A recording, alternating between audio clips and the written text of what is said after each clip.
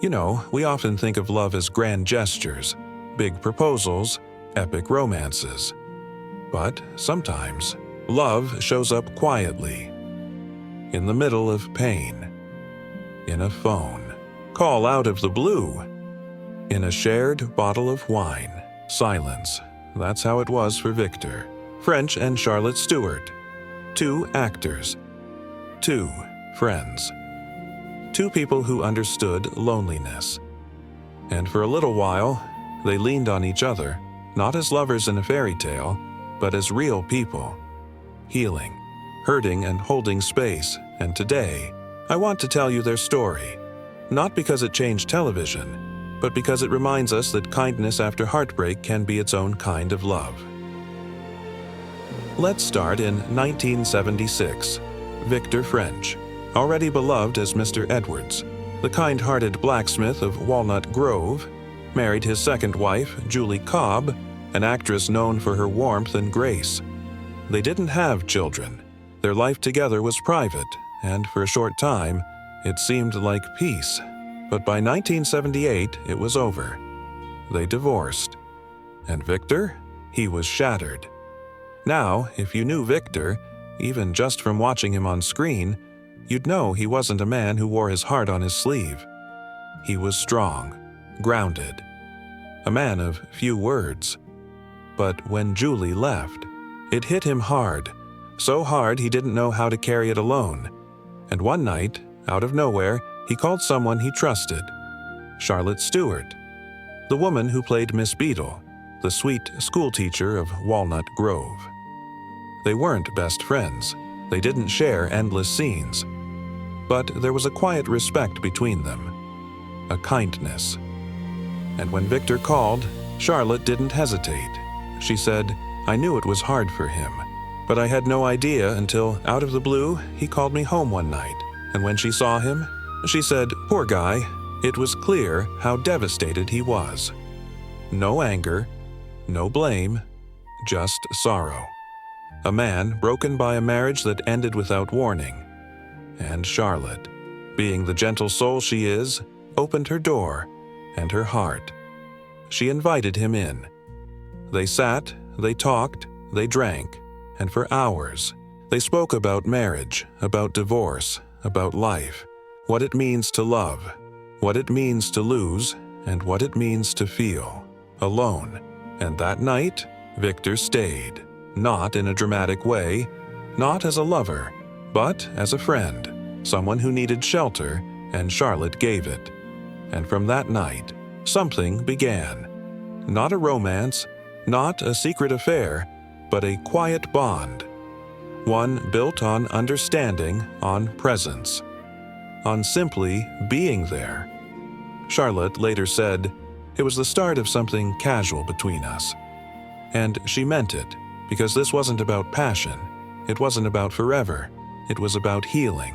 And in the years that followed, they'd meet, now and then, sometimes at work, sometimes by choice. And more than once, Victor would call and say, "I'm having dinner with Kent McCrae and his wife. Want to join us?" Kent McCrae was the show's producer, a steady presence on set. His wife, Susan, warm and welcoming. And these dinners, they became safe spaces. Laughter, conversation, comfort, and always, eventually, Victor would fall asleep. Charlotte laughed when she told this story. We'd go out, we'd have fun, and he'd fall asleep. And isn't that telling? Because exhaustion isn't just physical, it's emotional, and Victor, unstrung as he was carrying so much. The end of a marriage, pressure of work, the weight of being Mr. Edwards, the man everyone trusted while feeling so lost himself, and Charlotte saw that. She didn't try to fix him. She didn't push for more. She just stayed, and that meant everything. Let's talk about who Charlotte Stewart was. Not just as Miss Beadle, but as a woman. She wasn't flashy. She didn't seek the spotlight, but she had depth, integrity, and a quiet strength that made her perfect for the role of the schoolteacher, the one who believed in every child, even Nellie Olson, and off-screen, she was the same, calm, thoughtful, loyal. And when Victor needed her, she showed up, not for fame, not for attention, but because he was hurting, and she could help. And that's rare, because in Hollywood, people often disappear when things get messy. But Charlotte didn't. She stayed, and Victor never forgot that. Now, Charlotte has been very honest about their relationship. She said it was never a romance story. I just loved him. And those words, they break your heart in the best way because they're true. She didn't love him like a wife or a girlfriend, but like a friend, like someone who saw his pain, who held space for it, who reminded him, you're not alone. And that kind of love, it's just as powerful, maybe more, because it asks for nothing in return. Now, let's think about Victor, because behind the mustache, the deep voice, the calm presence, was a man who felt deeply, who loved fiercely, who struggled, like all of us, with loss. And after Julie, he didn't shut down. He reached out to Charlotte, to Michael Landon, to the cast. And yes, he found love again. Later, he married Barbara Noah, and they remained together until his death. But that period after his divorce, it mattered, and Charlotte's role in it, it mattered too, because healing doesn't always come from grand gestures. Sometimes, it comes from a phone call, a shared meal, a night where you don't have to pretend, and Charlotte gave him that.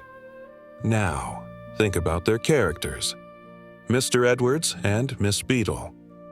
On screen, they didn't have a romantic arc. They didn't flirt. They didn't hold hands. But they respected each other, cared for each other.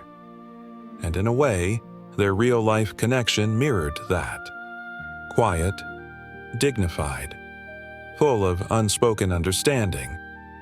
And maybe that's why it worked, because it wasn't forced, it wasn't scripted. It was born from a moment of shared humanity, and that's beautiful.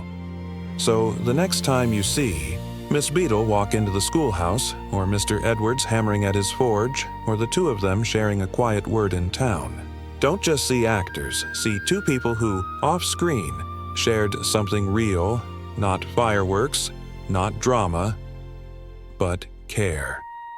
A soft place to land. A hand on the shoulder.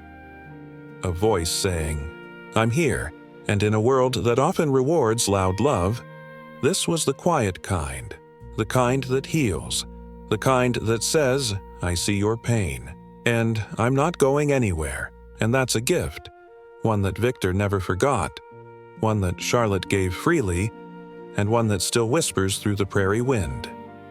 Because love, it doesn't always look like roses. Sometimes, it looks like a man falling asleep at dinner after a long, hard night, with a friend who stayed, and that is enough.